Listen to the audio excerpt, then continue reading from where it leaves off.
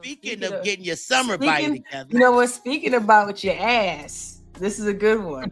This lady in Pennsylvania want to have Donnie ass on the silver plate because the way she talking, listen, wild, y'all. So shout out to Sabby Sabs. She's a content creator on YouTube. It's not because you don't have a job or because your employer doesn't provide it. It's because the country that has a lot of money to provide it decided it wanted to blow shit up and take over the world instead. And that was more important. But some people are starting to see that this lady went viral. They may have made a mistake with Donald Trump, including this woman who appears here at the gas station. If you could say something to President Trump and he was going to hear you right now, what would it be? You are a worthless pile of And you voted for him how many times? 3 times. That was my bad. Apparently, I'm an idiot. He ain't got no words. Some people are starting to figure it out. So that's one. But I do want to, before we go into anything further, y'all want me to get to the folks who, what other folks think? You want me to run through? I mean, all the we usually try to stay centered. So if you have anything that shows like the opposite where he has support. I got two more. Supporters make of his war in Iran. I have faith in him. Otherwise, I wouldn't have voted for him. It's peace through strength. You can either kick the can down the road or you can do it right now. It's a key question, and it could impact what he does next and over the weeks ahead. And so to find out, I'm here in Corpus Christi, Texas. Last Friday, the president was here. Please welcome the president of the United States. He stood right here in this port. How close are you to making a decision on strikes? I'd rather not tell you. You would have had the greatest scoop in history, right? That turned out to be quite the question, because what we didn't know then is that an hour earlier on Air Force One, he had authorized the strikes on Iran, maybe the most consequential decision of his presidency. And then he went for a burger. Number 47. Wait a minute. Then homie went for my dude said, "Oh shit, I worked hard on that." Let me get a Cobb salad. Let me. Shit. Him to make those decisions as our commander-in-chief, because like I said, he knows all of the things that we don't know. There is no questioning Ashley Penuela's passion for the president. She was here last week. But I wanted to know if this no wars president, the president who would put America first, had he prompted a wobble among his base? This is the president of peace, the president who said he would stop wars, not start. It's peace through strength. Well, it's peace through war at the moment. Well, let me tell you something. I am proud of my president because, like I said, I'm no military expert, but I want you to know that from what I saw was people screaming for help. They were trying to protest and they were getting murdered for protesting. I'm proud that my president tried to help free those people. I guess the worry is that he doesn't have a plan for the day after. I mean, they can worry that he doesn't have a plan, but he obviously does. He's our commander-in-chief. For Joe Michael Perez. Okay, so before I go further, I'm going to switch over to this X and then I'm going to come back to this. So the original, we talked about Japan. And so the comment was about his meeting with the Japan. Sorry. And so Dolly _49 MAGA says one thing Trump clearly signals is that he wants world peace, equitable trade deals, and he knows that successful, happy people in foreign countries don't want wars. He is working towards that, and he has said this for 40 years. He hasn't changed his view. So although that lady was hot and upset, we're seeing different thoughts on both sides as well. It's more about the threat he'd heard about from Iran. America first, right? Yes, America first. I believe in that. But Iran, they've been chanting death to America for a long time. And me as a patriot, I don't take that lightly. We'd rather get to them before they get to us first. So the Trump sneakers around his neck. Just on trusting. Yeah, he Trump, tripping with that. But a total faith. Yeah, he went crazy. This is Cody Gonzalez. Whatever he says we got to do, we got to do. We don't have a choice. Well, you do have a choice. I mean, well, you have a choice, but you made the choice already, right? Yeah. You chose one, right? So you got to back up your chief. So they are the most loyal, for sure. No wobbles from them. And this, Texas, is, of course, a Republican stronghold. So, all right, let's take it away from there. Thoughts on that, lady? My choice is my choice. Right. All right. I mean, Johnson at just in the, the comments. Do you think that the MAGA supporters will stay supporters, or do you think they're going to turn? Not saying if you vote one way or the other, we don't have to get into that. But do you think that the supporters he had / has have either flipped or remained the same, or maybe even more enthusiastic? Drop some drip in the comments. Let us know. Yeah. Okay. So this kind of brings into like some of the identity politics situation versus policy situations. Some people vote for the person because they like them for whatever reason. I remember when my grandma. Oh man. All right. My grandma said that she voted for John F. Kennedy because he was a handsome white man. So that's that's what she said, and that's the reason. One only one, I'm sure. Oh yeah, like that was the reason why she voted for him. But who knew about everything else, right? So we're in a space where there's some people who are going to back up a decision no matter what. But some people actually listen to campaigns and campaign policies and campaign promises.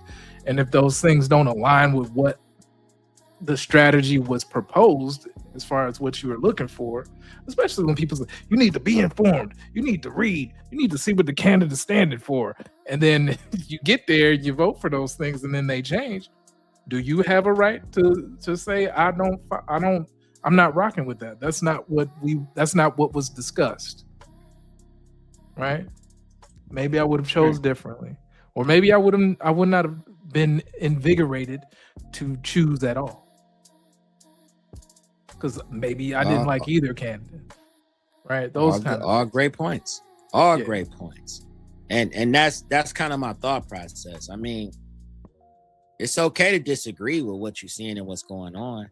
I just think that some people just kind of go off the deep end with it. It's almost profitable to hate Trump these days anyways. So any type of slip and fall or anything that would come off as, tone deaf to what he actually campaigned on, people are gonna pounce. You know what I mean? So that woman at that gas station, she could mess around and put a GoFundMe and get a check because people hate him so much. You know what I mean?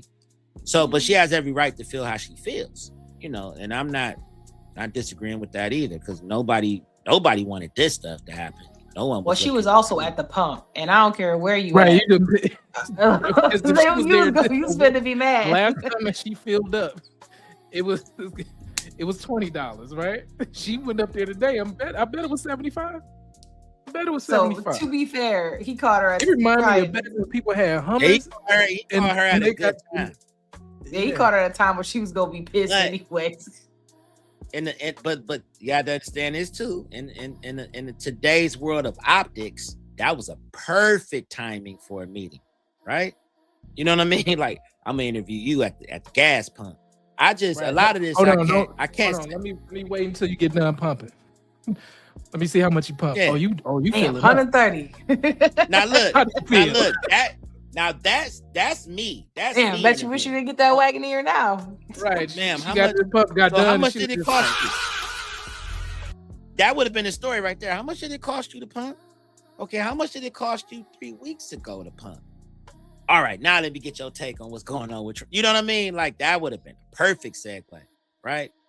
But yeah, that's the thing. And then keep in mind, the other part of this is that the transparency of what's going on is far greater than what we've experienced in the past.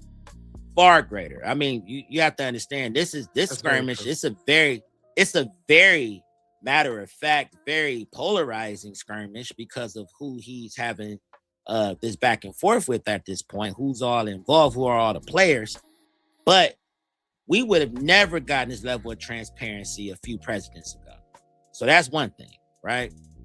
That's the other part. Gas would have just been going up. We'd been like, what the hell going on? Why is gas so high? We may not even have known. We might have been like, there's been a disagreement in the Middle East, but until they put boots on the ground, they're not screaming war, right? We had a bombing campaign going on a few presidents ago. It's not discussed until that person was damn near out the door. Like, as far as everybody having a discussion. So I'm kind of like, you know, I'm not feeling it, but I'm not ready to get on camera screaming, this motherfucker, he's destroying my life. I'm not ready to go there yet. You know, you gotta wait till gas get to $10 a gallon, and then you. I'm just, you know, I'm not happy with nothing. I'm not happy with nothing. I'm you know, I'm almost Ohio first at this point. You know what I mean? So my outlook is a little different than most. Crazy. You know what I mean? I'm just saying because I'm more hyper. He's in the local politics more than so than anything. I can't sit there being mad at you bombing a million miles away when the people that I have around me that I've elected, that, you know, like I got a meeting tomorrow with a Republican congressman. Like I gotta go to a library in the morning. I'm very, very active now in politics, and because I pay a lot of damn taxes, you know what I mean? I want my voice heard. So that's where I try to get everybody to be on. You sit here mad about all this other stuff going on, but what about the people that actually could grab the ear of this man when you can? When you're not screaming in a news camera and you're just in your living room pissed at a TV set. Who are the people you've empowered around you? That's why I say it's time. If there ever was a time to be hyper local, this would be it. Oh man, I got one for you in a minute. I got one for you, man. Listen, when we get there, boy. So you brought up a good take on people being upset. So another thing is the job market. We ain't gonna spend too much time on this, but the Fed, Jerome Powell basically came out and he's like, listen, them jobs they said that's new, they ain't new. They just somebody left. That's a warm seat. So you got, if you want to work, it's musical chairs. You finna find a warm seat. You can do that, you can get a job. Everybody like, huh? So basically, that's what's going on with that. Drop some drip in the comments. Do you feel like that's true? Do you feel like, you know, that they're embellishing? Or do you feel like it's more cutthroat than that? But that's what Jerome Powell said. And I just want to bring that up. That's another reason why people might be a little frustrated, right? I'm paying more at the pump. I can't work. I lost my job. I'm laid off. And then the Fed dude went up there talking about, yeah, so them jobs, they recycle jobs. So they're not there. You'll find one of them recycle jobs. Well, I mean, the thing is that nobody knows what's going on. Ghost jobs. Well, you gotta get in there before the company figure out the people that are here. That, you know, we'll throw it on their back. They gonna have to live with it. You're right. I'm watching it now in real time. There you go. So, like the headlines that we talk about where jobs, quote unquote, added, the fine print means mostly part time. He said it was recycled. Jerome Powell said them ain't new. Them O's that's now them they new postings on a job from before. Somebody left. They said, "Get out of here," and then they said, come on over here, sit down." So what I'm getting at is that the jobs are mostly part time. They're going to be low wage services, or they're going to be temp roles, while the full time, we'll say quality work, shrinks. So we get into another part about the population that grows that is without job or sans job, right? Is that your bargaining power doesn't shrink, it dies. So that's the other part. Employers don't have to raise pay when there's a line of people desperate at the door. That's the ugly side of capitalism that we get. Yeah. Velvet sky, city buzzing is alive. Neon signs dripping 99 to 5. Gold on my wrist, but the clock ain't a friend. Chasing dreams, ain't no time to pretend. Shadows dance in the glow of the night.